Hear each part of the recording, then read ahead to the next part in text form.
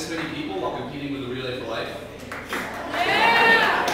It's a little worrying though. Apparently, we like Mamoudou more than we hate cancer. That's kind of upsetting, but no, that's cool. Yeah, I heard that Mamoudou's last special was called Bad Girls, and frankly, I'm a little offended at that. As someone who's like actually a flag bearer for the Bad Girls movement, like I feel a little bit irked, you know? Like, if you measured sex appeal on a scale, I'd be like, I'm like waist high. It's fine, no, I'm fine. Mamoudou would be like in Kittredge somewhere. If Mamoudou and Jai is Bad Girls, then I'm a sex offender. That's what I'm saying. It's not fair. Do you guys like horror movies? Yeah. That's cool. I don't really like it. Okay, just because they don't make horror movies about things I'm actually scared of. Like, I'm not scared of zombies or like serial killers or stuff like that. I'm scared of intimacy and like being alone. Like those are actually scary things to me. Like I want to see horror movies they like made about that. The horror movie I want to see is like a guy standing in front of a wall of Hallmark cards, and like the camera's coming up to him on a slow zoom, and he's sweating profusely, and he has to buy a card for his girlfriend because it's Valentine's Day, and he's running out of time, and the Jaws theme is playing, and his phone rings, and it's his girlfriend, and she's like, "Oh, where are you? I'm at the restaurant. Where are you going?" That's a scary movie.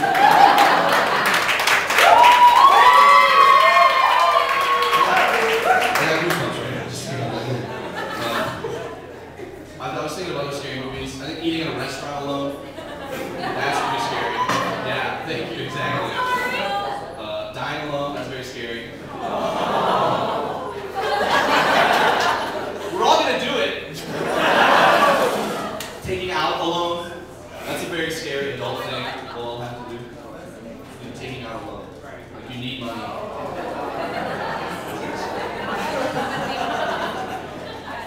I think the scariest TV show ever made was called Next on MTV. You guys know it?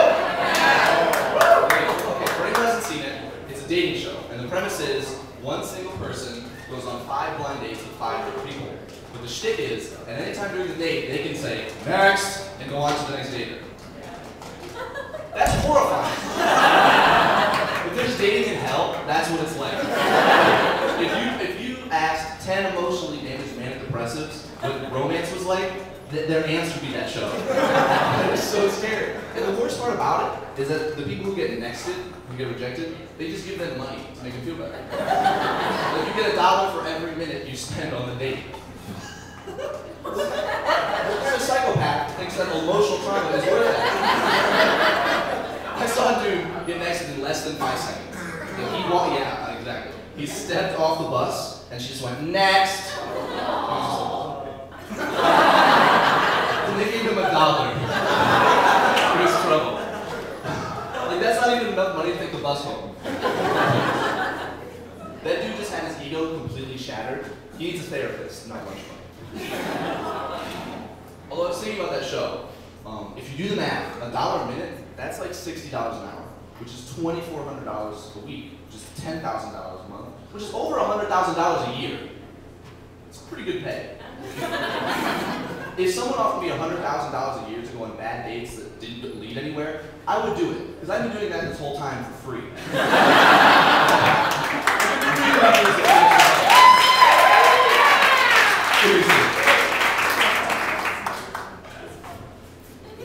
I could call a booster and be like, "Yeah, my tuition's taken care of for next year. I'm on the next scholarship. Could you also forward me all the contact info for all incoming female freshmen?" Speaking of other things I'm scared of, I think my dad's trying to run away. Okay, let me explain that. So you know how when you go to get your haircut nowadays, they ask for all of your personal information? Right. They ask for all of your personal information now. Like they ask for your name, your last name, your phone number, your address, your email address, your zip code, your social security number, your PIN. My dad hates all that shit. He gives all fake information. He just straight up lies to these people. Like I've seen him give fake names, fake email addresses. I've seen him do a couple goofy voices to not be himself. And at first I was like, oh, you know, it's just my dad being old and quirky. But then I thought about it more. I was like, I think he's training to do something. He's setting it up so he can just leave and we'll never find him again. every time he goes to get a haircut, he's leaving with not only like a whole new look, but a new name, new personal information. What if he's talking with these people and answering all their dumb questions? Then he has a whole new backstory. Every time he goes out to get a trim, he's ending up in the witness protection program. I'm really scared that every time my dad's like, oh, looks like my bangs are getting a little long, Adam. That's the last thing he'll ever say to me. That's horrifying.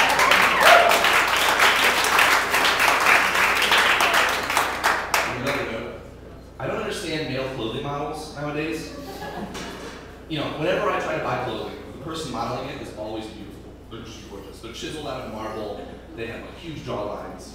And like, of course they look good in their clothing. They would look good in a burlap sack. That doesn't tell me anything. What I want to see is the most ugly people you can find in your clothing ads. If you can make those people look good, I would buy your stuff. Like if you can make Steve Buscemi look handsome, then I would buy your t-shirts. If you had a commercial where that made me say, wow, Dean DeVito looks stunning in that t-shirt, then I would buy your t-shirts. Okay, raise your hand if you're addicted to the internet. Wow! Holy shit! We have a problem with this society. I was not expecting that response. Alright, well, I hope you guys see where I'm going with this. Being addicted to the internet is exactly like being addicted to meth, except you get to keep your teeth. That's the only difference between the two. Like, meth heads always say that, like, they feel superhuman. When they're on meth, they can do anything. And it's the same thing. Like, when you're on the internet, you feel like you can do anything because you have Google. Anything you want to know, you just type it into Google, and you go on wikihow.com and get an easy 6 simple steps of how to fly a plane, how to do brain surgery. It's an animated infographic and a 3-minute YouTube video. I spent 20-minute sessions on the internet and ended up thinking, like, yeah, you probably do a reconstructive heart surgery. Like, have you ever gone to a political debate forum? Yes. Yeah. Okay, so the premise is normal, dumb people like you and me go online and argue about all the world's biggest problems. Like, you know, people go on and argue about Obama's mishandling of Iran, how to fix the Israel-Palestine situation. Like, these are normal, mediocre intelligence people like you and me, but you give them a MacBook and a Wi-Fi connection and they think they can solve the world's problems. 30 years ago, that delusion was only possible on that.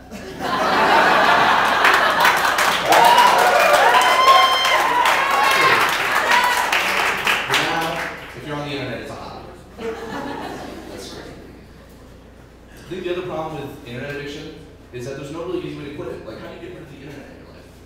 Like, even if I want to join an internet addiction support group, I have to look on Craigslist to find it. You know, if I do find a cool place, I have to go on that quest to get there. If I reach the 6th step in recovery, where I have to apologize to the people I've wronged, then I have to reactivate my Facebook. That's not fair. I actually found an internet addiction specialist, and she had a Twitter account.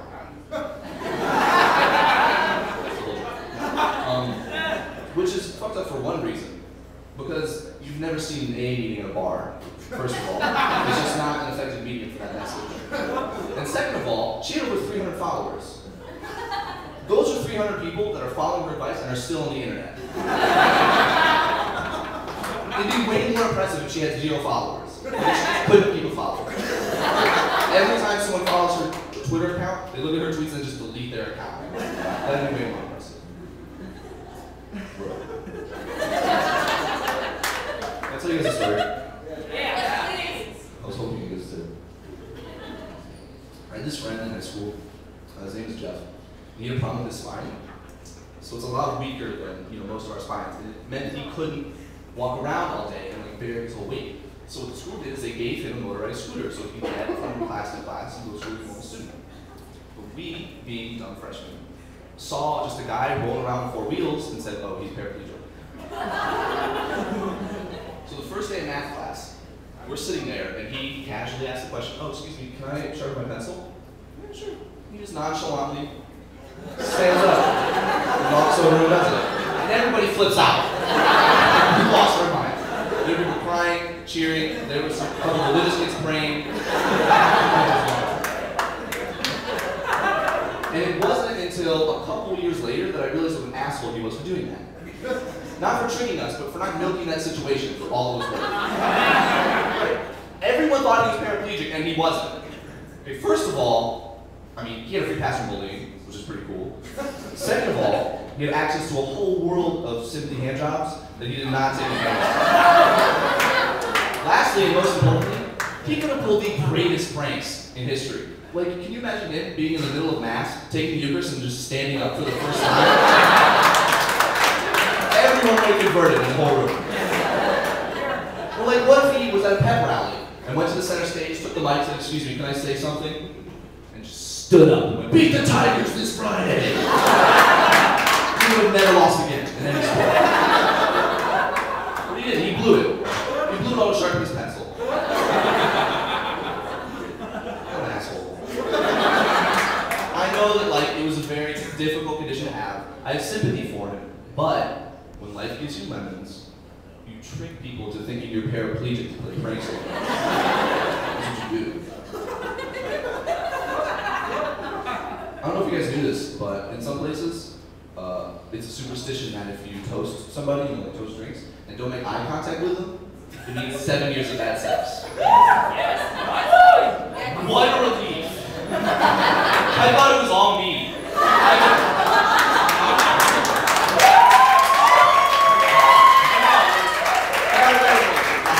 Apparently I just fucked up a toast somewhere. Someone tried to smooth my help and I was looking at the bread rolls. Like, oh man. Really load off my shoulders. So who in here is from Ohio? Yeah. Nice. Do you guys remember the Jesus statue on I-75? Yes. Okay. For those of you who don't know, there used to be a huge statue of Jesus on the side of this highway. It was like, it was like that. It was like 30 feet tall, arms extended to the heavens, over a reflecting pool. It was crazy. And a couple years ago, it got struck by lightning and just burned to the ground. And like the day after, the church was like, "Oh, we're going to rebuild it." Because apparently they can't take a hint. Jesus was a pretty powerful dude, okay? He could walk on water, he could turn buckets of stuff into a party. If he really liked that statue, he would have protected it.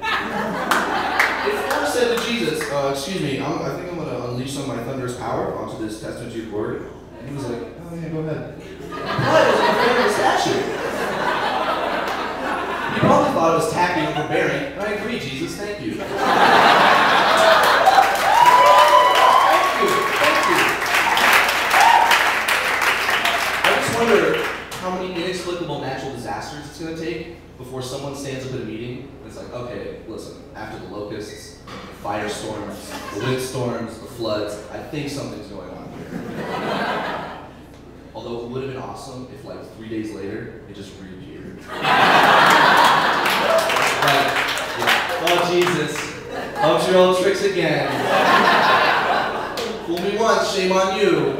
Fool me twice, I'll go to church more." All right, guys, that's all my time. We